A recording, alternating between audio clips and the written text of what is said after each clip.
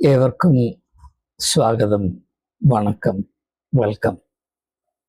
ഇന്ന് ദുഃഖ വെള്ളിയാഴ്ച, ഇംഗ്ലീഷിൽ ഗുഡ് ഫ്രൈഡേ അല്ലെങ്കിൽ നല്ല വെള്ളിയാഴ്ച, അനുഗ്രഹിക്കപ്പെട്ട വെള്ളിയാഴ്ച എന്ന പേരിൽ നാം അറിയുന്ന ലോകത്തെമ്പാടും ക്രിസ്തീയ വിശ്വാസികൾ പ്രത്യേകമായ ഒരു അനുഭവത്തിലേക്ക് പ്രവേശിക്കുന്നുവെന്ന് സങ്കല്പിച്ചിരിക്കുന്ന അല്ലെങ്കിൽ പ്രവേശിക്കാൻ സാധ്യതയുണ്ട് എന്ന് നാം പ്രതീക്ഷിക്കുന്ന ദിവസം ദുഃഖ വെള്ളിയാഴ്ച.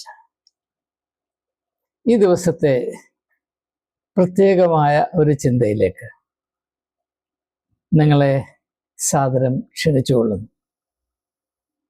ഇത് വളരെ ശാന്തമായി ആത്മാവിൻ്റെ ആഴങ്ങൾ തിരിച്ചറിയുന്ന ഒരു സാവകാശത്തിൻ്റെ അനുഭവമായി തീരട്ടെ. നിങ്ങൾ ദയവായി സഹിഷ്ണുതയോടെ, ക്ഷമയോടെ, പ്രത്യാശയോടെ ഈ ശുശ്രൂഷയിൽ പങ്കെടുക്കണമെന്ന് ഏവരോടും സ്നേഹത്തിൻ്റെ ഭാഷയിൽ ഞാൻ അഭ്യർത്ഥിക്കുകയാണ്. ഇവിടെ എനിക്ക് ആമുഖമായിട്ട് ഒരു കാര്യം പറയാനുണ്ട്. ദുഃഖവെള്ളിയാഴ്ച എന്ന് പറയുമ്പോൾ പെട്ടെന്ന് നമ്മുടെ മനസ്സിൽ ചില പ്രതീക്ഷകളും താരിപ്പുകളും സങ്കല്പങ്ങളും കടന്നു വരും. അത് പള്ളിയിൽ പോകുന്നു, അവിടെ കഴിഞ്ഞ 2000 വർഷങ്ങളായി ആവർത്തിക്കപ്പെട്ട ക്രൂശിലെ വചനങ്ങൾ ധ്യാനിക്കുന്നു. പിന്നെ ചില ആചാരാനുഷ്ഠാനങ്ങൾ, ചിലർ കഞ്ഞി കുടിക്കുന്നു, ചിലർ കയ്പുള്ള വെള്ളം കുടിക്കുന്നു, അങ്ങനെയുള്ള അനുഷ്ഠാനം. ഇത് എത്രയോ നൂറ്റാണ്ടുകളായി ആവർത്തിച്ചുകൊണ്ടേയിരിക്കുന്നു. അപ്പൊ ദുഃഖ വെള്ളിയാഴ്ച എന്ന് പറഞ്ഞാൽ ഇതിനപ്പുറത്തൊന്നും സാധ്യമല്ല. യേശു ക്രൂശിൽ നിന്ന് പറഞ്ഞ ഈ 7 മൊഴികൾക്കപ്പുറത്ത് ഒന്നും അറിയണ്ട, അന്വേഷിക്കണ്ട എന്ന ഒരു ധാരണയിൽ നാം കഴിഞ്ഞകാല അനുഭവങ്ങൾ ആവർത്തിച്ചുകൊണ്ടേ ഇരിക്കുന്ന ഈ അവസ്ഥയ്ക്ക് അല്പം മാറ്റം വരണം എന്നുള്ളത് വളരെ അത്യാവശ്യമായതുകൊണ്ട് താരിപ്പിൽ നിന്ന് വ്യത്യസ്തമായ ഒരു അനുഭവത്തിലേക്ക് ഈ ദുഃഖ വെള്ളിയാഴ്ചയെ സംബന്ധിച്ചിട്ടുള്ള അന്വേഷണത്തിലേക്ക് ഞാൻ സാദരം നിങ്ങളെ ഒരിക്കൽ കൂടെ ക്ഷണിക്കുകയാണ്. നാം അറിഞ്ഞ കാര്യങ്ങൾ അതുപോലെ അപ്രകാരം തന്നെ നിരന്തരം ആവർത്തിച്ചുകൊണ്ടേയിരിക്കുമ്പോൾ, നിരന്തരമായി ദൈവം വെളിപ്പെടുത്തിക്കൊണ്ടേയിരിക്കുന്ന സത്യങ്ങൾ, ജീവിത യാഥാർത്ഥ്യങ്ങൾ തിരിച്ചറിയാനുള്ള നമ്മുടെ കണ്ണ് അടഞ്ഞു പോകും എന്ന ഭയാനകമായ ഒരു യാഥാർത്ഥ്യം ദയവായി തിരിച്ചറിയണം. യോഹന്നാന്റെ സുവിശേഷം 16-ാം അധ്യായത്തിന്റെ 13-ാം വാക്യത്തിൽ യേശു പറയുന്നു, ഞാൻ പരിശുദ്ധാത്മാവിനെ അയക്കും, നിങ്ങളുടെ മേൽ അയക്കും, അവൻ നിങ്ങളെ സകല സത്യത്തിലേക്കും വഴി നടത്തും. അപ്പോൾ സത്യം എന്നത് തുടർന്നുകൊണ്ടേയിരിക്കുന്ന അന്വേഷണത്തിൻ്റെ അനുഭവമായിരിക്കണം എന്നത് വളരെ കൃത്യമായി യേശു വെളിപ്പെടുത്തിയിരിക്കെ, പുരാതന കാലത്ത് അറിഞ്ഞതിനപ്പുറത്ത് എന്തെങ്കിലും അറിയുവാനോ കാണുവാനോ ചിന്തിക്കുവാനും ഇടയായിപ്പോയാൽ നീ നരകത്തിൽ പോകുമെന്ന പൈശാചികമായ ഉപദേശത്തിൻ്റെ അടിമകളായി ആവർത്തന വിരസതയാണ് ആത്മീയത എന്ന് മാത്രം ധരിച്ചിരിക്കുന്ന ഈ ഒരു ക്ഷാമത്തിൻ്റെ അനുഭവത്തിൽ നിന്ന് നമുക്ക് അല്പം ആശ്വാസം ലഭിക്കട്ടെ. ഏതായാലും ഇത് നാം ഈ നോമ്പുകാല ചിന്തകൾ ഒരു പഠനത്തിൻ്റെ രൂപത്തിൽ ആവിഷ്കരിച്ചത് കൊണ്ട് ഇന്നും അത് തന്നെ തുടരുകയാണ്. ഞാൻ നോട്ട്സിലേക്ക് നിങ്ങളെ ക്ഷണിക്കുന്നു. അത് മാത്രം അനുധാവനം ചെയ്ത് നമുക്ക് മുൻപോട്ട് പോകാം. ഈ നോമ്പ് കാലത്ത് 2 പ്രധാനപ്പെട്ട ചിന്തകളാണ് നിങ്ങൾ മനസ്സിൽ സംഗ്രഹിക്കണമെന്ന് ഞാൻ താല്പര്യപ്പെടുന്നത്.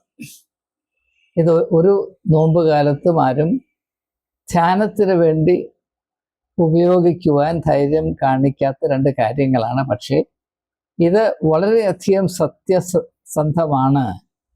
ഇത് നാം തിരിച്ചറിയേണ്ട, അനിവാര്യമായി തിരിച്ചറിയേണ്ട യാഥാർത്ഥ്യമാണ് എന്നതുകൊണ്ട്, പ്രത്യേകിച്ച് ഇത് ദുഃഖ വെള്ളിയാഴ്ച അനുഭവമായി വളരെ അടുത്ത് നിൽക്കുന്നതായതുകൊണ്ട് ഈ ശ്രദ്ധേയമായ സത്യങ്ങൾ ഞാൻ നിങ്ങളുടെ ശ്രദ്ധയിൽപ്പെടുത്തുകയാണ്. നിങ്ങൾ ഞെട്ടിപ്പോകരുത്. മനുഷ്യ സ്വഭാവത്തിൻ്റെ ഒരു പ്രത്യേകത. നമുക്ക് പരിചയമില്ലാത്ത എന്തെങ്കിലും കാര്യം നമ്മൾ ശ്രദ്ധയിൽപ്പെട്ടാൽ അത് അപകടം നിറഞ്ഞതല്ല എങ്കിൽ പോലും നാം ഞെട്ടിപ്പോകാറുണ്ട്.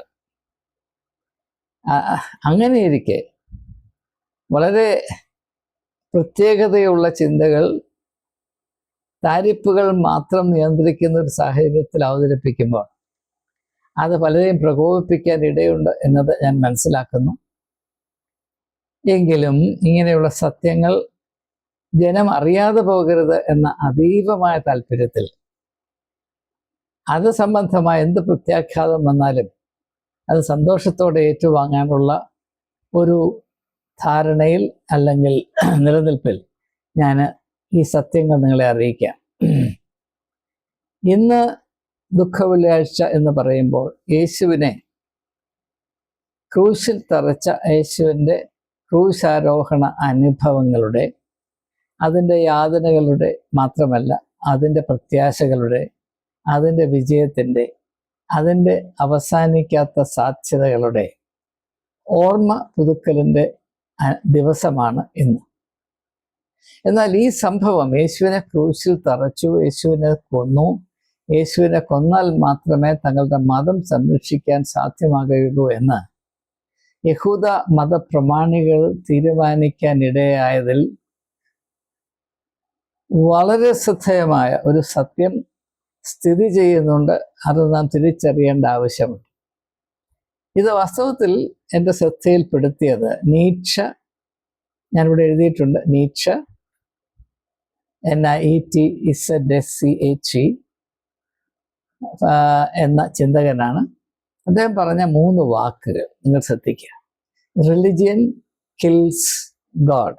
മതം ദൈവത്തെ കശാപ്പ് ചെയ്യുന്നു. മതം ദൈവത്തെ കൊല്ലുന്നു.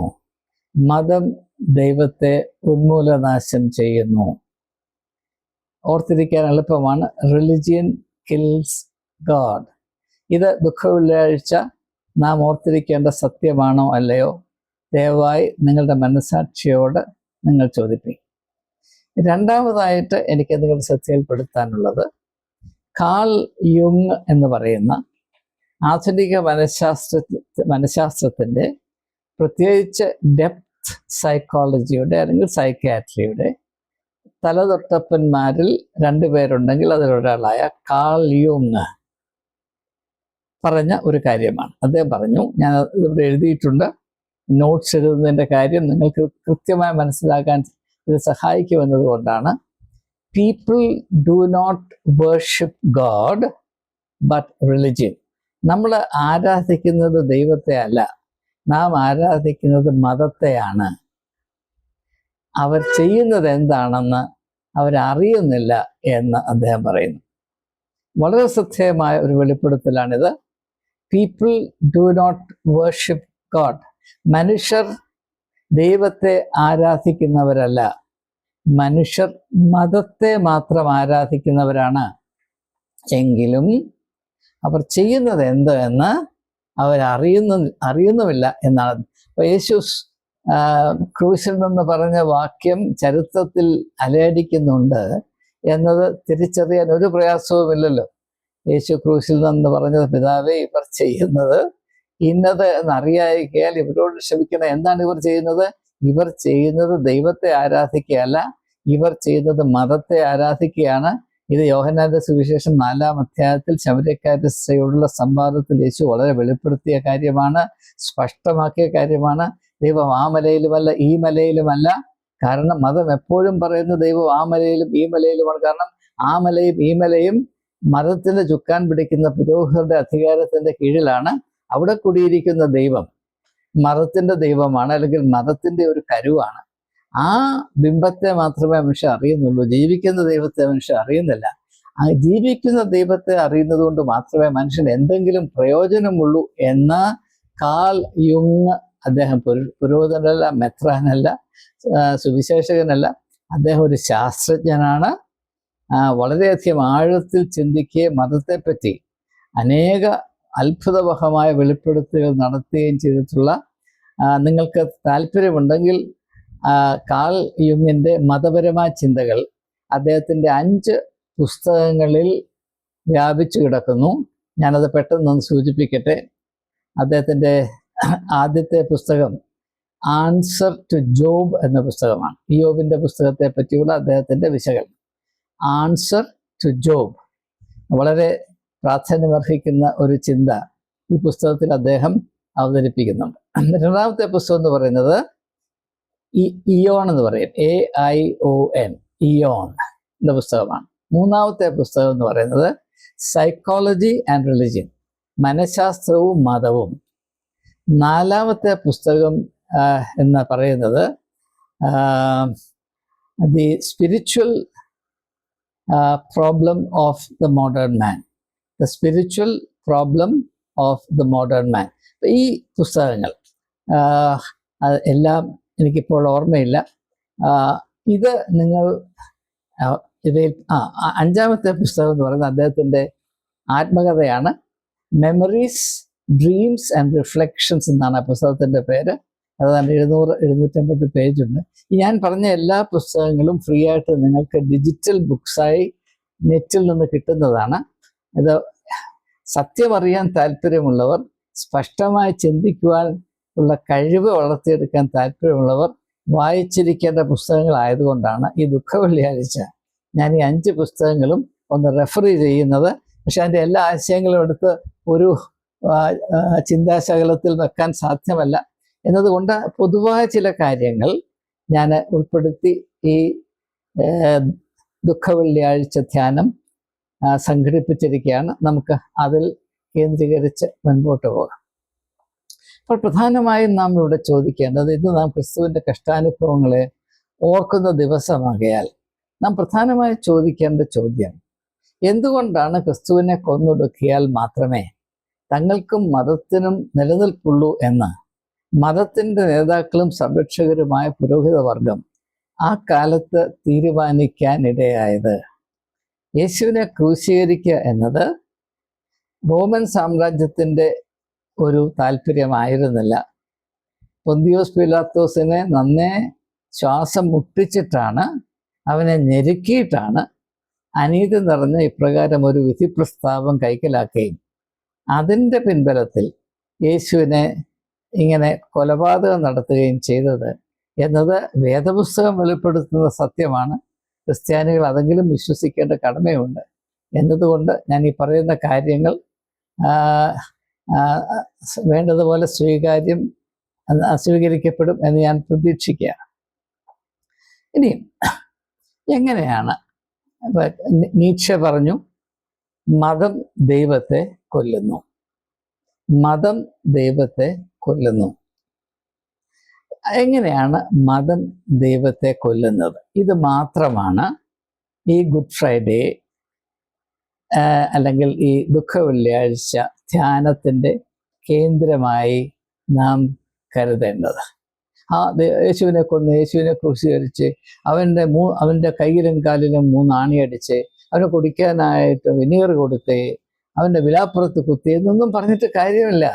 നമ്മൾ അതിൻ്റെ കാരണം മനസ്സിലാക്കണം. അപ്പോൾ ഒരുത്തൻ വേറൊരുത്തനെ തല്ലി.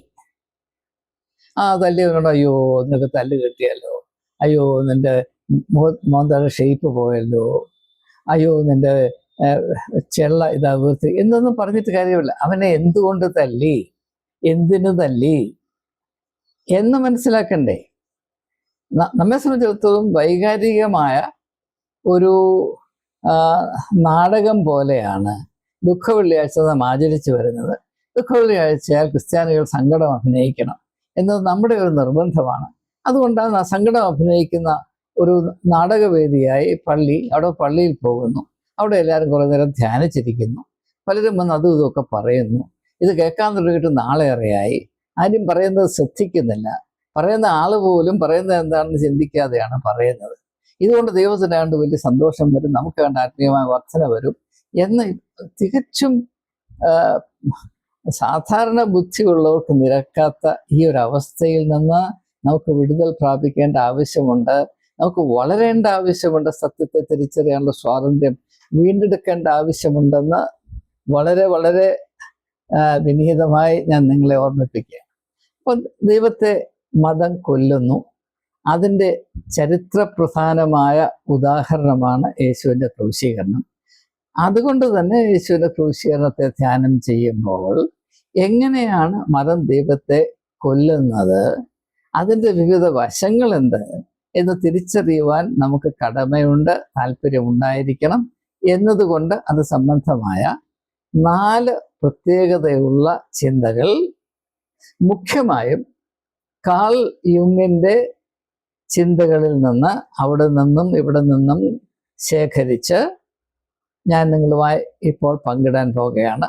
ഞാൻ അദ്ദേഹത്തിൻ്റെ കൃതികൾ മുമ്പ് പറഞ്ഞത് ഇവിടെ ഞാൻ എഴുതി വെച്ചിട്ടുണ്ട്. ആൻസർ ടു ജോബ്, ഇവിടെ തെറ്റായിട്ടാണ് ഞാൻ പ്രിന്റ് ചെയ്തിരിക്കുന്നത്, JOB, answer to Job. Aion, AION, psychology and religion, memories, dreams and reflections, അതാണ് അദ്ദേഹത്തിൻ്റെ ആത്മകഥ. The spiritual problem of the modern man. അത് മറ്റുള്ള ഉള്ളതിനെ സംബന്ധിച്ച് ചെറിയൊരു പുസ്തകമാണ്. അതൊരു ചാപ്റ്ററാണ് വാസ്തവത്തിൽ, the spiritual problem of the modern man. ഇതെല്ലാം സംഗ്രഹിച്ചുകൊണ്ട് ഈ ഒരു ചോദ്യത്തിൻ്റെ ഉത്തരം അന്വേഷിച്ച് കണ്ടെത്തുക എന്നതാണ് നമ്മുടെ ലക്ഷ്യം. നിങ്ങളിതിൽ അല്പം സഹിഷ്ണുതയോടെ സഹകരിക്കണം എന്ന് അഭ്യർത്ഥിച്ചുകൊണ്ട് മുൻപോട്ട് പോവുകയാണ്. എങ്ങനെയാണ് മതം ദൈവത്തെ കൊല്ലുന്നത്? പണ്ട് യേശുവിനെ മതം കൊന്നത് അവനെ ക്രൂശിൽ തറച്ചിട്ടാണ്.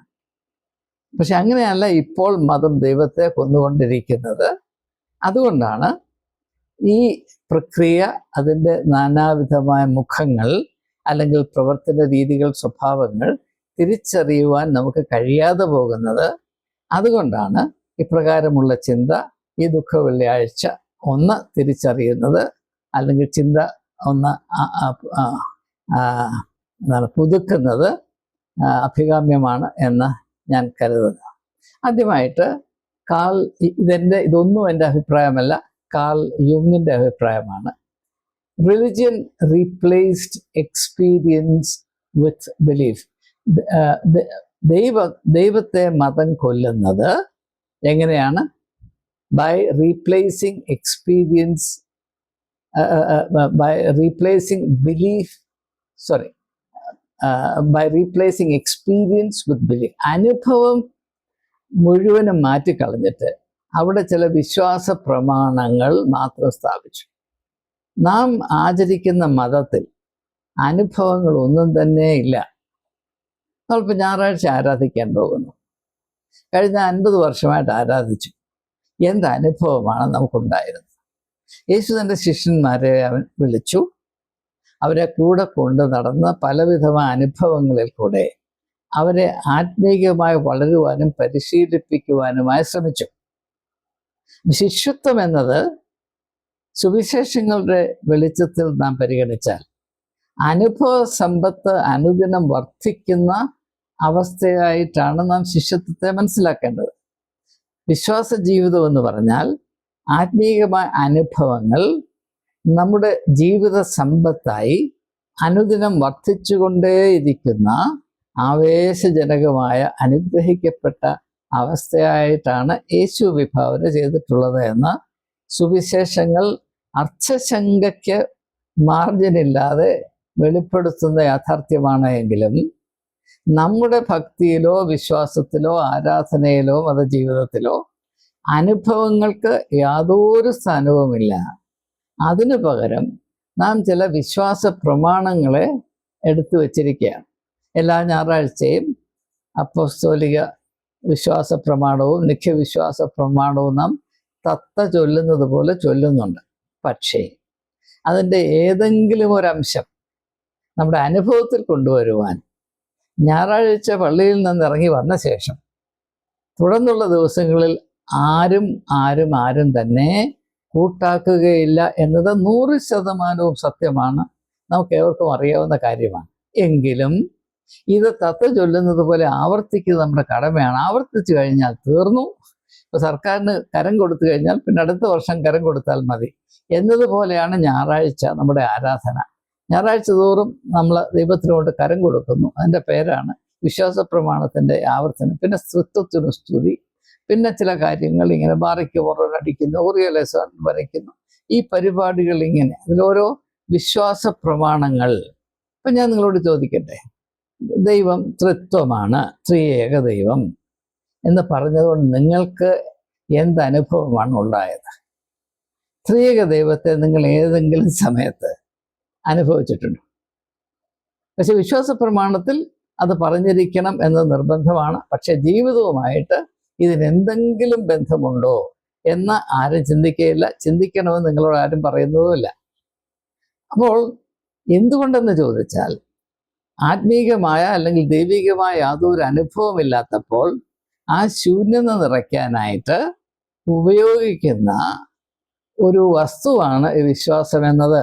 അതുകൊണ്ട് വിശ്വാസത്തിന് വിലയില്ലെന്നോ വിശ്വാസം ആവശ്യമില്ലെന്നോ അല്ല ഞാൻ ഈ പറയുന്നത്.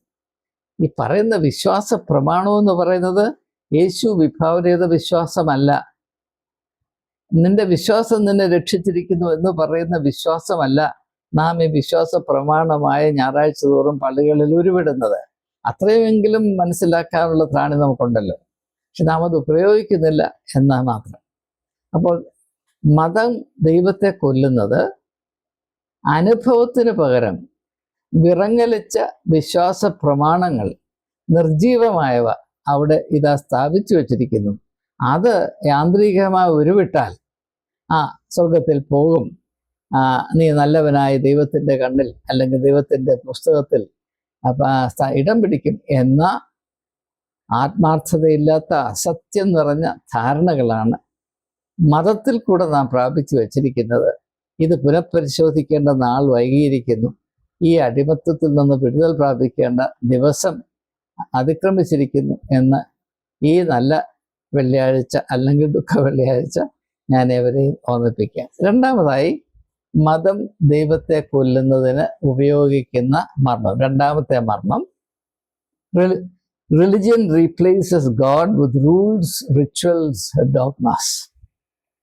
മതം എന്ന് പറഞ്ഞാൽ നമ്മെ സംബന്ധിച്ചിടത്തോളം പണ്ട് യഹൂദ പുരോഹിതന്മാരുടെ കൂട്ട് ചില നിയമാവലികളാണ്. നിയമം കത്തോലിക്കർക്കാണെങ്കിൽ കാനോനിക നിയമങ്ങൾ, മറ്റുള്ളവർക്കാണെങ്കിൽ അവരുടെ ഭരണഘടന നിഷ്കർഷിക്കുന്ന നിയമങ്ങൾ.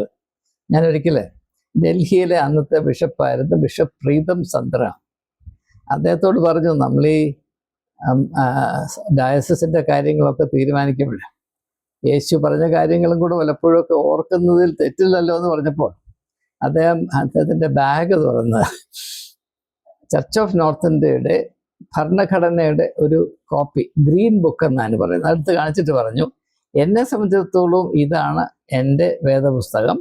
ഈ വേദപുസ്തകം അനുസരിച്ച് മാത്രമേ എനിക്ക് സഭ ഓടിക്കാൻ സാധ്യമാകുകയുള്ളൂ. അതാണ് എൻ്റെ സത്യം. അദ്ദേഹം സത്യം പറഞ്ഞു.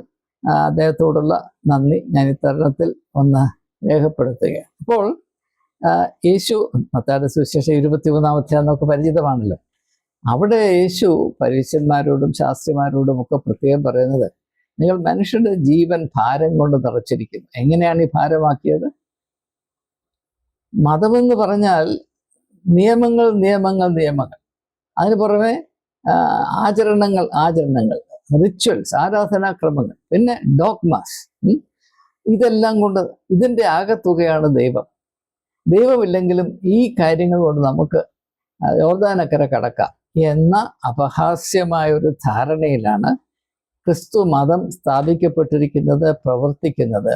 ഇത് വലിയ തോതിൽ മനുഷ്യർക്ക് തിന്മ ചെയ്യുന്നു, ആത്മീയ ജീവിതം നശിപ്പിച്ചു കളയുന്നു, അവരുടെ കണ്ണടച്ച് കളയുന്നു എന്ന് തിരിച്ചറിയേണ്ട ആവശ്യം ഈ ദുഃഖ വെള്ളിയാഴ്ചയുണ്ട്. നമ്മൾ ഈ നിയമത്തെ മാത്രം ആശ്രയിച്ച് മുൻപോട്ട് പോകുമ്പോൾ സംഭവിക്കുന്നത് എന്താണ്? റോമർക്ക് എഴുതിയ ലേഖനം 12-ാം അധ്യായത്തിൽ 2-ാം വാക്യത്തിൽ പൗലോസ് അപ്പോസ്തലൻ പറയുന്നത് പോലെ, നിങ്ങൾ ഈ ലോകത്തിന് അനുരൂപരാകരുത്. കൺഫോർമിറ്റി. അപ്പോൾ റിലിജിയൻ എന്ന് പറഞ്ഞാൽ ഇറ്റ്സ് എ റിലിജിയൻ ഓഫ് കൺഫോർമിറ്റി. നിയമങ്ങൾ അനുസരിച്ച് സഭയുടെ അച്ചടക്കത്തോട് വിധേയപ്പെട്ട് മുൻപോട്ട് പോവുക, സഭയോട് താതാത്മ്യം പ്രാപിക്കുക എന്നതിനപ്പുറത്ത് ദൈവഹിതം, ജീവിക്കുന്ന ദൈവത്തിൻ്റെ ഹിതം, എന്നെപ്പറ്റിയുള്ള ഹിതം എന്താണ് എന്ന് അന്വേഷിക്കുന്ന ഒരു സമീപനമോ അച്ചടക്കമോ വിശ്വാസികളുടെ ജീവിതത്തിൽ ഇല്ല എന്നതാണ് യാഥാർത്ഥ്യം.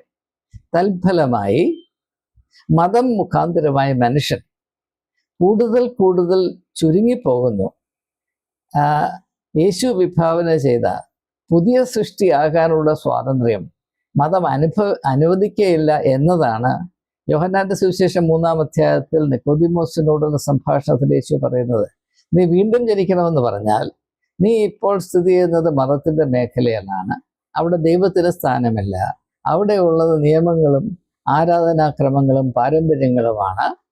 അതാണ് ദൈവം അല്ലെങ്കിൽ ദൈവത്തിന്റെ ആകത്തുക അതാണ് നിങ്ങൾ ജനങ്ങളെ പഠിപ്പിക്കുന്നു, അല്ലെങ്കിൽ ആ സങ്കല്പത്തിൽ പ്രവർത്തിക്കുന്നു.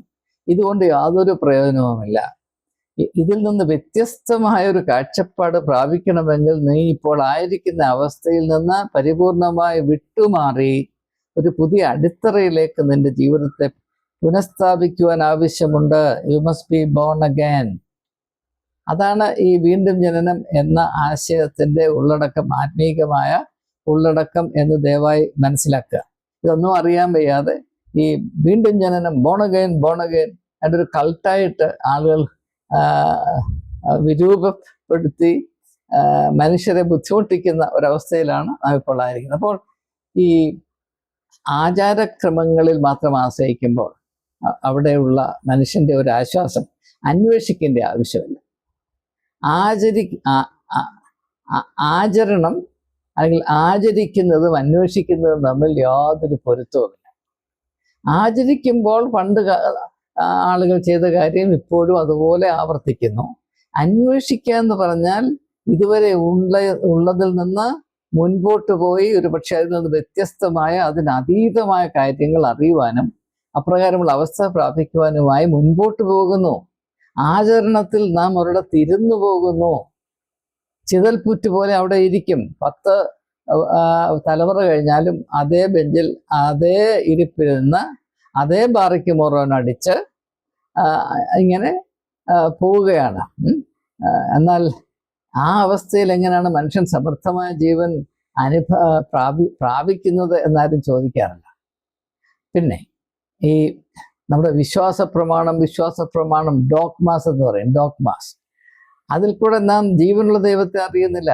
ദൈവത്തെ ഒരു ബിംബമാക്കി മാറ്റി നമ്മുടെ താല്പര്യമനുസരിച്ച് നമ്മുടെ മാത്രം അറിവിൽ സ്ഥിതി ചെയ്യുന്ന ചില വാക്കുകളുടെയും ആശയങ്ങളുടെയും ആകത്തുകയായി നാം ദൈവത്തെ ഒരു ബിംബത്തിന്റെ രൂപത്തിൽ വെച്ചിരിക്കുന്നു. ഇതെല്ലാം വളരെ അപഹാസ്യമാണ്. അങ്ങനെയാണ് മതം ദൈവത്തെ കൊല്ലുന്നത് എന്ന കാൾ യുങ്ങിന്റെ അഭിപ്രായമാണ്. എൻ്റെ അഭിപ്രായമല്ല. ഞാൻ വീണ്ടും നിങ്ങളെ ഓർമ്മിപ്പിക്കട്ടെ. ഞാൻ ആദ്യം പരാമർശിച്ച 5 പുസ്തകങ്ങളിൽ അവിടെയും ഇവിടെയും ഒക്കെ സ്ഥിതി ചെയ്യുന്ന ആശയങ്ങളുടെ ഒരു ക്രോഡീകരണമായിട്ടാണ് ഞാൻ ഈ കാര്യങ്ങൾ നിങ്ങളോട് പറയുന്നത്. മതം ദൈവത്തെ കൊല്ലുന്നതിന് ഉപയോഗിക്കുന്ന 3-ാമത്തെ തന്ത്രം എന്താണ്? Religion expelled God from within and made God external. ഇത് വളരെ ഊന്നൽ കൊടുത്ത് കാൾ യുങ് പറയുന്ന ഒരു കാര്യം. ബൈ ദ വേ, കാൾ യുങ്ങിന്റെ അപ്പൻ ഒരു പുരോഹിതനായിരുന്നുവെന്ന് ഈ തരുണത്തിൽ ഞാൻ സൂചിപ്പിക്കുന്നു. അദ്ദേഹം നല്ല ഒരു വിശ്വാസിയായിരുന്നു. പക്ഷെ അദ്ദേഹം മതത്തിൽ വിശ്വസിച്ചിരുന്നില്ല എന്ന് മാത്രവുമല്ല, വിശ്വാസം എന്ന വാക്ക് തന്നെ അദ്ദേഹം നിശ്ചിതമായി വിമർശിക്കുന്നുണ്ട്. അതെന്താണെന്ന് കുറച്ചുകൂടെ കഴിയുമ്പോൾ ഞാൻ ഒന്ന് പരാമർശിക്കുന്നതായിരിക്കും. അപ്പോൾ അദ്ദേഹം പറയുന്നത് religion expels God from within and makes God external to us. ഈ ആചാരാനുഷ്ഠാനങ്ങൾ കൊണ്ട്, പാരമ്പര്യത്തിൻ്റെ പാരമ്യം കൊണ്ട് നമ്മുടെ ഉള്ളിൽ ദൈവമല്ല. ദൈവം വസിക്കുന്നത് നമ്മുടെ പള്ളികളിലാണ്. അവിടെ ദൈവം നമ്മുടെ പുരോഹിതന്മാരുടെയും മെത്രാന്മാരുടെയും ഇംഗിതമനുസരിച്ച് അവിടെ നിർദ്ദേശമനുസരിച്ച് പ്രവർത്തിക്കുന്നു. അല്ലെങ്കിൽ പണ്ടത്തെ യഹൂദന്മാരുടെയും ശബരിക്കാരുടെയും ഭാഷയിൽ പറഞ്ഞാൽ ദൈവം ആ മലയിലിരിക്കുന്നു, ഈ മലയിലിരിക്കുന്നു. അങ്ങനെ മലയിലിരിക്കുന്ന ദൈവം നമ്മുടെ ഉള്ളിലിരിക്കുന്ന ദൈവമാകാൻ സാധ്യമല്ല. ദൈവം യഹൂദന്റെ സീനായ മലയിൽ മാത്രം ഇരിക്കുന്നു എന്ന് ദൈവം പറയുമ്പോൾ ആ യഹൂദ മതത്തിന്റെ തലപ്പത്തിരിക്കുന്ന മഹാപുരോഹിതനോട് പറയുകയാണ്, അല്ലല്ല ദൈവം എൻ്റെ ഉള്ളിലും ഉണ്ടെന്ന് പറഞ്ഞാൽ മഹാപുരോഹിതൻ കൈ മുഷ്ടി ചുരുട്ടി മോന്തയ്ക്ക് ഒരു ഇടി വെച്ച് തരും. ഇതാണ് അതിനകത്തെ കാര്യം. ആ ഇടിയാണ് യേശുവിൻ്റെ മുഖത്ത് കൊണ്ടത്. ആ തുപ്പലാണ് യേശുവിൻ്റെ മുഖത്ത് വന്ന് വീണത്. ആ ആണികളാണ് അവൻ്റെ കരങ്ങളിലും കാൽപാദങ്ങളിലും നുളച്ചു കയറിയത് എന്ന് ദയവായി മനസ്സിലാക്കുക. അതാണ് ഈ ദുഃഖവെള്ളിയാഴ്ചയിൽ നാം അറിഞ്ഞിരിക്കേണ്ട കാര്യം. മതം സ്ഥിതി ചെയ്യുന്നത് ദൈവം നമ്മുടെ ഉള്ളിലല്ല, ദൈവം അങ്ങ് ദൂരെ ഒരിടത്തിരിക്കുന്നു. ദൈവം നമുക്ക് അന്യനാണ്. നമുക്ക് ദൈവത്തെ അറിയുവാനോ സമീപിപ്പാനോ വലിയ യോഗ്യതയൊന്നുമില്ല. നമ്മൾ പാപികളാണ്. പാപികളായതുകൊണ്ട് നമുക്ക് യാതൊരു വിലയുമില്ല. ദൈവത്തിൻ്റെ സന്നിധിയിൽ പോകുവാൻ നമുക്ക് യോഗ്യതയില്ല. ദൈവത്തിൽ നിന്ന് നേരിട്ട് എന്തെങ്കിലും അനുഗ്രഹം പ്രാപിപ്പാൻ നമുക്ക് യാതൊരു അവകാശവുമില്ല. പിന്നെ മഹാന്മാരായ ചില ആളുകൾ നല്ല വേഷമൊക്കെ ഇട്ട് അവിടെ ഇരിപ്പുണ്ട്. അവരോട് നമ്മുടെ കാര്യങ്ങൾ ഉണർത്തിച്ചാൽ അവരുടെ ഇക്വേഷൻ അനുസരിച്ച് മാതാവിനോട് പറഞ്ഞ് മാതാവിൻ്റെ റെക്കമെൻഡേഷൻ ദൈവത്തിൻ്റെ അടുത്ത് ചെന്നാൽ ഒരു പക്ഷേ ദൈവം കണ്ണു തുറന്ന് നമുക്ക് വല്ലതും തരും എന്ന് പറയുന്ന ഏറ്റവും അപഹാസ്യമായ ഒരു ദർശനത്തിലാണ് മതങ്ങൾ പ്രവർത്തിക്കുന്നത്. ആലപ്പുഴ കൃപാസനം പോലെ എന്ന് പറയുന്നത് ഇതിൻ്റെ ഒരു പ്രത്യക്ഷമായ ഉദാഹരണം മാത്രമാണ്. മതം മുഴുവനും കൃപാസനം പ്രവർത്തിക്കുന്നത് പോലെ തന്നെയാണ്. പ്രത്യേകിച്ച് ഈ പുരോഹിത വർഗം കൈവച്ചിരിക്കുന്ന മതം, അവരുടെ മൊണോപ്പൊളിയിൽ സ്ഥിതി ചെയ്യുന്ന മതം കൃപാസനം പ്രവർത്തിക്കുന്നത് പോലെ തന്നെ പ്രവർത്തിക്കാൻ സാധിക്കുകയുള്ളൂ. അതുകൊണ്ടാണ് പോപ്പ് ലിയോ 14 മാതാവിനെ ഇപ്രകാരം ആരാധിക്കരുതെന്നും മാതാവ് രക്ഷകനാണ് അല്ലെങ്കിൽ രക്ഷകയാണെന്നൊന്നും മണ്ടത്തരം പറയരുതെന്ന് പറഞ്ഞിട്ടും കൃപാസനത്തിലിരിക്കുന്ന ജോസഫച്ചൻ വിടത്തില്ല. അദ്ദേഹത്തിൻ്റെ കച്ചവടം പണ്ടത്തെ പോലെ തന്നെ നല്ല ഒന്നാന്തരമായിട്ട് ക്രിസ്ത്യാനികളുടെ ലൂലു മോളാണ് ഈ കൃപാസനം എന്ന് ദയവായി മനസ്സിലാക്കുക. അപ്പോൾ ഇതൊക്കെ കാരണം എന്താണെന്ന് ചോദിച്ചാൽ യേശു ലോകത്തിന് നൽകിയ വിപ്ലവാത്മകമായ ഒരു ദർശനമുണ്ട്. അതാണ് ദൈവം നിനക്ക് വെളിയിലല്ല. നിനക്ക് വെളിയിൽ നിൽക്കുന്നത് ഒന്നും നിനക്ക് പ്രയോജനമില്ല. ദൈവം നിന്റെ ഉള്ളിലാണ്. ദൈവരാജ്യം നിന്റെ ഉള്ളിലാണ്. നിന്റെ ഉള്ളിൽ വെളിച്ചമുണ്ട്. ആ വെളിച്ചമാണ് ദൈവത്തിൻ്റെ അംശം. നിന്റെ ഉള്ളിലുള്ള വെളിച്ചം മാത്രമാണ് ദൈവം എന്നല്ല എൻ്റെ അർത്ഥം. എല്ലാവരുടെയും ഉള്ളിൽ വെളിച്ചമുണ്ട്. അതെല്ലാം ദൈവത്തിൻ്റെ അംശമാണ്. അത് ഏത് തോതിൽ നിങ്ങൾ പ്രയോജനപ്പെടുത്തുന്നു അല്ലെങ്കിൽ പ്രയോജനപ്പെടുത്തുന്നില്ല എന്നത് മാത്രമാണ് വ്യത്യാസം.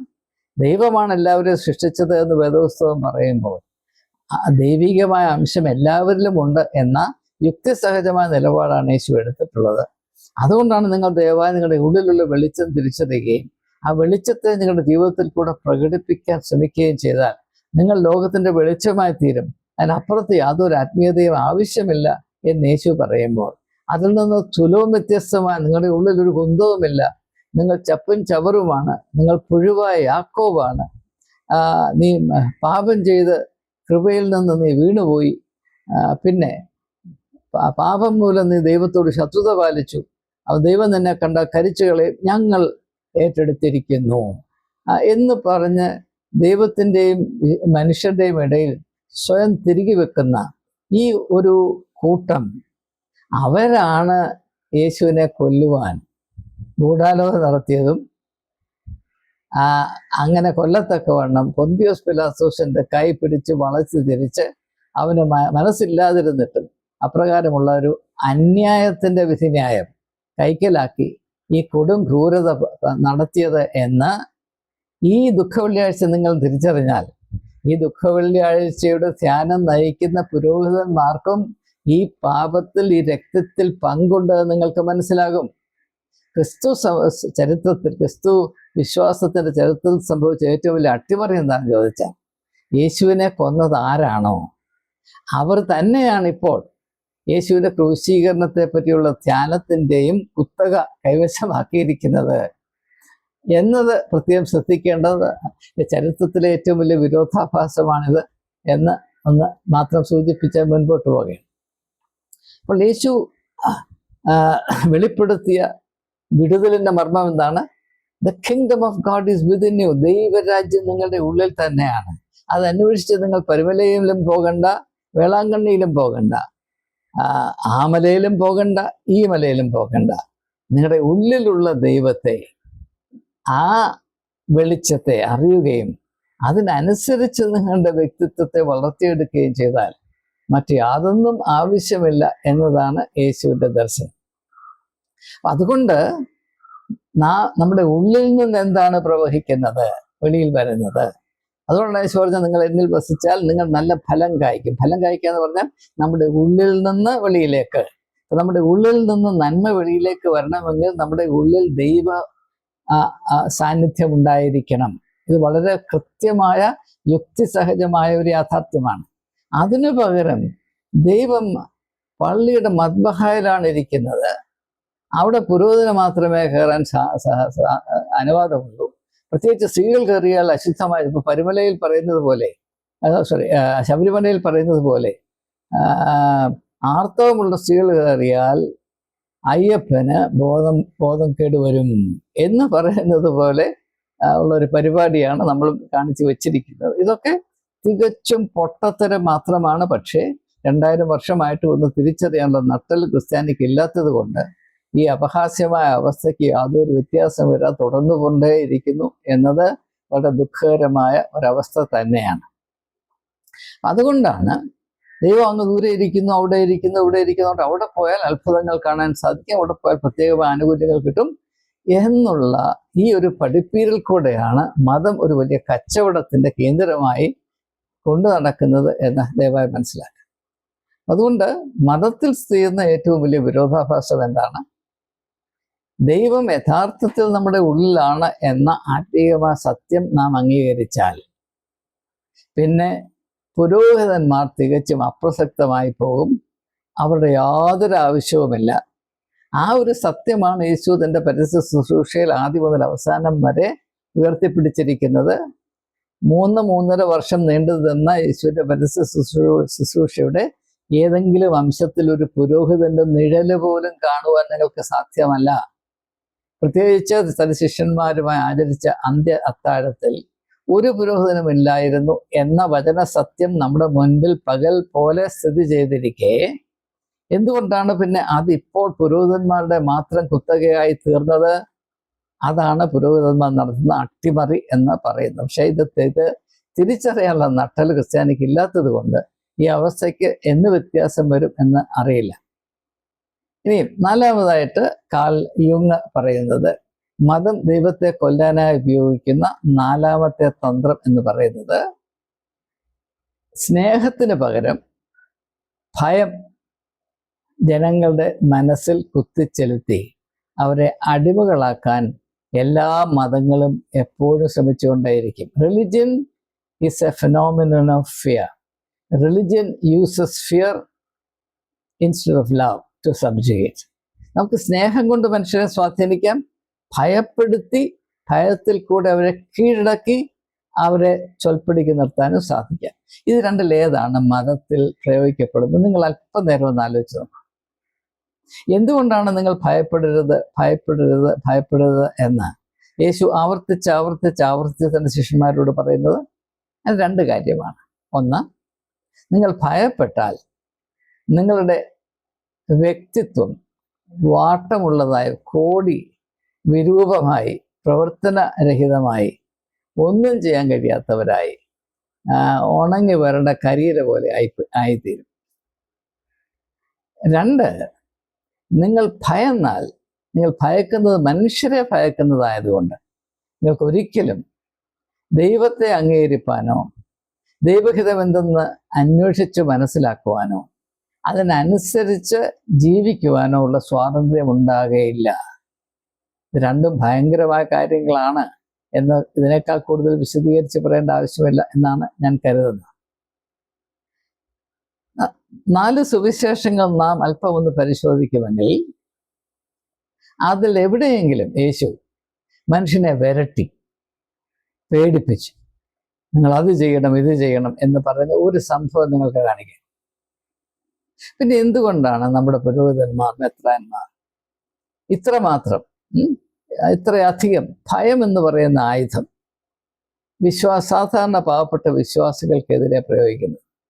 അങ്ങോട്ട് തിരിഞ്ഞാൽ പേടിക്കണം, ഇങ്ങോട്ട് തിരിഞ്ഞാൽ പേടിക്കണം, ദശാംശം കൊടുത്തില്ലെങ്കിൽ പേടിക്കണം, ഞായറാഴ്ച പള്ളിയിൽ പോയില്ലെങ്കിൽ പേടിക്കണം, മെത്രാനെ അനുസരിച്ചില്ലെങ്കിൽ പേടിക്കണം, കത്തനാരെ പ്രീതിപ്പെടുത്തി നിർത്തിയില്ലെങ്കിൽ പേടിക്കണം, സത്യം പറയാൻ ഭയപ്പെടണം, ചിന്തിക്കാൻ ഭയപ്പെടണം. ഭയം ഭയം ഭയം ഭയം. ഇതിൻ്റെ അർത്ഥം എന്താണ്? ഇതിൻ്റെ അടിസ്ഥാനം എന്താണ്? ഇങ്ങനെ ആയിരിക്കണമെന്ന് ആര് പറഞ്ഞു? ദയവായി മനസ്സിലാക്കുക. ആരെങ്കിലും എവിടെയെങ്കിലും ഭയം മനുഷ്യർക്കെതിരെ ആയുധമായി ഉപയോഗിച്ചാൽ അവർ പൈശാചികമായി മാത്രം ചിന്തിക്കുകയും പ്രവർത്തിക്കുകയും ചെയ്യുന്നവരാണ്. അവർ സതുദ്ദേശം അല്പം പോലും ഇല്ലാത്തവരാണെന്ന് മനസ്സിലാക്കാനുള്ള അടിസ്ഥാന സാമാന്യ ബോധമെങ്കിലും ഈ വൈകിയ വേളയിൽ പ്രാപിപ്പാൻ നാം കൂട്ടാക്കണമെന്ന് ഏവരോടും അപേക്ഷിക്കുക. എല്ലാറ്റിനും ഉപരിയായി വരാൻ പോകുന്ന ലോകത്തിനെ പറ്റിയുള്ള ഭയം. വരച്ച വരയിൽ നിന്ന് കാണിച്ചു തന്ന മാർഗത്തിൽ കൂടെ സഞ്ചരിച്ചില്ല എങ്കിൽ നരകത്തിൽ പോവുകയും അവിടുത്തെ അവസ്ഥകളൊക്കെ വർണ്ണിക്കുന്നത് കേട്ടാൽ ഇവരവിടെ പോയിട്ട് വന്ന അതിൻ്റെ വീഡിയോ എടുത്ത് അവതരിപ്പിക്കുന്നത് പോലെ സാമർഥ്യത്തോടു കൂടെയാണ് നരകത്തിൻ്റെ അവസ്ഥയൊക്കെ വിവരിക്കുന്നത് എന്നത് വളരെയധികം നർമ്മബോധത്തോടു കൂടെയാണ് നാം മനസ്സിലാക്കേണ്ടത് എന്നൊരു വലിയ അഭിപ്രായം എനിക്ക്. അപ്പോൾ ഇവര് മറ്റുള്ളവർക്ക് കാണിച്ചു കൊടുക്കുന്ന ദൈവം അങ്ങ് ദൂരെ എവിടെ സിംഹാസനത്തിലിരുന്ന് മനുഷ്യരെ എപ്പോഴും അവിടെ കുറ്റം കണ്ടുപിടിച്ച് അവിടെ കുറ്റം മാത്രം ഏതെങ്കിലും പുസ്തകത്തിൽ എഴുതി വെച്ച് അതിന് ഓരോന്നിനും ഓരോട് കണക്ക് ചോദിച്ച് അവരെ വല്ലാത്ത കുഴപ്പത്തിലാക്കാൻ മാത്രം താല്പര്യമുള്ള എന്താണ് പറയുന്നത്, വൈരാഗ്യബുദ്ധിയുള്ള, കോപത്ത് തീ പോലെ കോപം ജ്വലിപ്പിക്കുന്ന ഒരു പ്രതിഭാസമായിട്ടാണ് സാധാരണ ദൈവത്തെ അവതരിപ്പിക്കുന്നത്. എന്ന് പറയും, ദൈവമായ ഹോവയെ പൂർണ്ണ ആത്മാവോടും പൂർണ്ണ ഹൃദയത്തോടും പൂർണ്ണ മനസ്സോടും പൂർണ്ണ ശക്തിയോടും സ്നേഹിക്കണം. രണ്ടാമത്തേനോട് സമം നിന്റെ അയൽക്കാരനെ നിന്നെപ്പോലെ തന്നെ സ്നേഹിക്കണം. പക്ഷേ നിങ്ങളെപ്പോഴും ഭയപ്പെട്ട് കഴിഞ്ഞുകൂടണം. ഈ ഒരു വിരോധാഭാസം നമുക്ക് തിരിച്ചറിയാൻ കഴിയുന്നില്ല. പത്രോസ് പറയുന്നുണ്ട്, തികഞ്ഞ സ്നേഹം ഭയത്തെ പുറത്താക്കുന്നു. പക്ഷെ നാം ഇപ്പോഴും ഭയന്ന് വിറച്ച് തൽഫലമായി ഞാൻ മുൻപ് വീഡിയോയിൽ പറഞ്ഞതുപോലെ ആളുകൾ പ്രായമായ ഒരു 65-70 വയസ്സാകുമ്പോൾ തൊട്ട് ഈ ഭയം വർദ്ധിക്കുകയാണ്. ചത്താൽ എങ്ങോട്ട് പോകും? കാരണം ജീവിച്ചത് മുഴുവനും സഭ പറഞ്ഞ നിയമം അനുസരിച്ചിട്ടാണ്. ജീവിതം അതിൻ്റെ സായാജ്ഞത്തിൽ പ്രവേശിക്കുമ്പോൾ മനസ്സിലാകും ഈ നിയമവും കിയമത്തും അതിനകത്തൊന്നും ഒരു കുന്തവുമില്ല, പ്രയോജനമുള്ള ഒന്നുമില്ല. അതുകൊണ്ട് ശൂന്യമായ അവസ്ഥയിലായി മനുഷ്യൻ അന്താളിച്ച് മരണത്തെപ്പറ്റി പേടിച്ച് ചത്തു കഴിഞ്ഞാൽ എവിടെ പോകും? നരകത്തിൽ പോകും. കാരണം സ്വർഗത്തിൽ പോകുമെന്ന് വിശ്വസിക്കാൻ യഥാർത്ഥത്തിൽ കഴിയുന്നില്ല. ആ തരുണത്തിൽ അഭിനയിക്കാനും സാധ്യമല്ല. വല്ലാത്തൊരവസ്ഥയിലാണ്. പക്ഷെ ഇത് തിരിച്ചറിയാൻ ആരും കൂട്ടാക്കുന്നില്ല. ഇങ്ങനെ അനേകം ആളുകൾ ഈ കാലഘട്ടത്തിൽ എന്നെ സമീപിക്കുന്നത് കൊണ്ടാണ് ഈ കാര്യത്തെപ്പറ്റി അന്ന് സൂചിപ്പിക്കുക നിർബന്ധിതനായിത്തീരുന്നത്. അതുകൊണ്ട് ദയവായി നാം മനസ്സിലാക്കുക, നമ്മുടെ മതപരമായ അവസ്ഥയിൽ ദൈവത്തെ യഥാർത്ഥത്തിൽ അനുഭവിക്കുക ഉള്ള അവസരം നമുക്കില്ല. അതുകൊണ്ടാണ് സങ്കീർത്തനക്കാരൻ പറയുന്നത്, ദൈവം പറയുന്നതായി, മിണ്ടാതിരുന്ന് ഞാൻ ദൈവമെന്ന് അറിഞ്ഞുകൊള്ളുവീൻ, രുചിച്ചറിയുവീൻ. മിണ്ടാതിരുന്ന് ഞാൻ ദൈവമെന്ന് രുചിച്ചറിയുവീൻ. അനുഭവം അതുമാത്രം, അതിൻ്റെ ഒരു കണിക പോലും ഇല്ലാത്ത വിധത്തിലാണ് നമ്മുടെ മതം, എല്ലാ മതങ്ങളും പ്രത്യേകിച്ച് ക്രിസ്തു മതവും രൂപീകരിച്ച് അല്ലെങ്കിൽ സംഘടിപ്പിച്ച് വെച്ചിരിക്കുന്നത്. അതുകൊണ്ട് നമുക്ക് സംഭവിച്ചുകൊണ്ടിരിക്കുന്ന ഇടിവ്, തകർച്ച, നാശം, നഷ്ടം വളരെ ഭീകരമാണ് എന്ന് ഈ ദുഃഖവെള്ളിയാഴ്ചയിൽ തിരിച്ചറിയുവാൻ ദൈവം നമുക്ക് കൃപ നൽകട്ടെ. അതുകൊണ്ട് യേശുവിനെ എന്തുകൊണ്ട് ക്രൂശിൽ തറച്ചു എന്ന് ചോദിച്ചാൽ നമുക്കറിയാം, അവൻ ദൈവദൂഷണം പറഞ്ഞു എന്നതാണ് പുരോഹിതന്മാർ യേശുവിനെതിരെ ഉയർത്തിയ ഏറ്റവും വലിയ ആരോപണം. എന്താണ് യേശു പറഞ്ഞ ദൈവദൂഷണം? അത് ഞാൻ സൂചിപ്പിച്ചു കഴിഞ്ഞു. ദൈവം ഇരിക്കുന്നത് യെരൂശലേം ദേവാലയത്തിലുമല്ല, ഒരു മലയുടെ മുകളിലുമല്ല, മനുഷ്യൻ്റെ ഉള്ളിലാണ്. The foremost religious blasphemy is that God is within you. നിന്റെ ഉള്ളിലാണ് ദൈവം എന്ന് പറഞ്ഞു കഴിഞ്ഞാൽ ഈ സൃഷ്ടിച്ചു വച്ചിരിക്കുന്ന മതത്തിൻ്റെ വലിയ വലിയ ബാബേൽ ഗോപുരങ്ങൾ അതിൻ്റെ തറ തൊട്ട് പൊട്ടി ഇല്ലാതെയാകും. അപ്പം അതുകൊണ്ട് ഈ ഒരു ആശയത്തെ ഉൾക്കൊള്ളുവാൻ സംഘടിതമായ മതത്തിന് അല്പം പോലും കഴിവില്ല എന്നതാണ് സുവിശേഷത്തിൽ നിന്ന് നമുക്ക് മനസ്സിലാക്കാൻ കഴിയുന്ന ഒരു യാഥാർത്ഥ്യം. നമുക്കറിയാം, യേശു ജനിച്ചപ്പോൾ ഒരു വലിയ നോട്ടീസ് പരസ്യം പ്രത്യക്ഷപ്പെട്ടു. എന്താണ്? ഇവിടെ ഇടമില്ല, മതത്തിൽ യേശുവിന് ഇടമില്ല. കാരണം യേശു അവതരിപ്പിച്ച പ്രധാനപ്പെട്ട പ്രമാണം, ആത്മീയമായ പ്രമാണം, ദൈവം മനുഷ്യൻ്റെ ഉള്ളിലാണ്, ബാഹ്യമായിട്ടല്ല, മനുഷ്യനിർമ്മിതമായ ഒരു ഘടനയിലും ഒരു സ്ട്രക്ചറിലും സംവിധാനത്തിലും ദൈവം കുടികൊള്ളുന്നില്ല എന്ന ആശയം മതത്തെ മുച്ചൂട് നശിപ്പിച്ചു കളയും, അസ്ഥാനത്താക്കി കളയും എന്നതുകൊണ്ട് ആ തിരിച്ചറിവ് ഉൾക്കൊള്ളുന്ന യേശുവിൻ്റെ വ്യക്തിത്വം ഉന്മൂലനാശം ചെയ്യപ്പെടാതെ മതത്തിന് നിലനിൽപ്പില്ല എന്ന നിഗമനത്തിലാണ് അന്നത്തെ മതസംരക്ഷകരായ പുരോഹിതവർഗം യേശുവിനെ കൊന്നേ മതിയാകത്തുള്ളൂ എന്ന കട്ടായം തീരുമാനമെടുത്തത് എന്ന് പ്രത്യേകം മനസ്സിലാക്കി.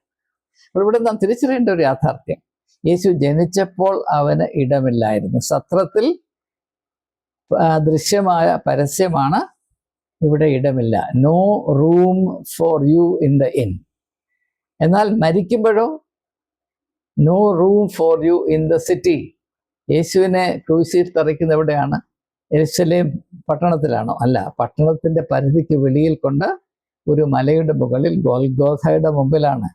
തലയോട്ടിടം എന്ന് പറയുന്ന ഇടത്ത്, ആർക്കും ചെല്ലാൻ താല്പര്യമില്ലാത്ത, പട്ടണത്തിൽ കാലുകുത്താൻ ഇടമില്ല, മനുഷ്യപുത്രന് കാലുകുത്താൻ ഇടമില്ലാത്ത ദൈവത്തിൻ്റെ നഗരം. ഇതൊക്കെ നാം ശ്രദ്ധിക്കേണ്ട യാഥാർത്ഥ്യങ്ങളല്ലയോ? ചരിത്ര സത്യങ്ങളല്ലയോ? ഇതിൻ്റെ പേരാണ് മതമെന്നുള്ളത്. ആ മതത്തിൻ്റെ ഇരയായിട്ടാണ് മനുഷ്യപുത്രൻ കൊല്ലപ്പെട്ടത് എന്ന് നാം തിരിച്ചറിയേണ്ട ദിവസമാണ് ഈ ദുഃഖ വെള്ളിയാഴ്ച, ഗുഡ് ഫ്രൈഡേ എന്നതുകൊണ്ടാണ് ഇപ്രകാരമുള്ള ചിന്തകൾ നിങ്ങളുമായി പങ്കിടാതെ യാതൊരു നിവൃത്തിയുമില്ല എന്നതുകൊണ്ട് ജീവൻ പണയപ്പെടുത്തി ഞാൻ ഈ വെളിപ്പെടുത്തലുകൾ നടത്തുകയാണ്.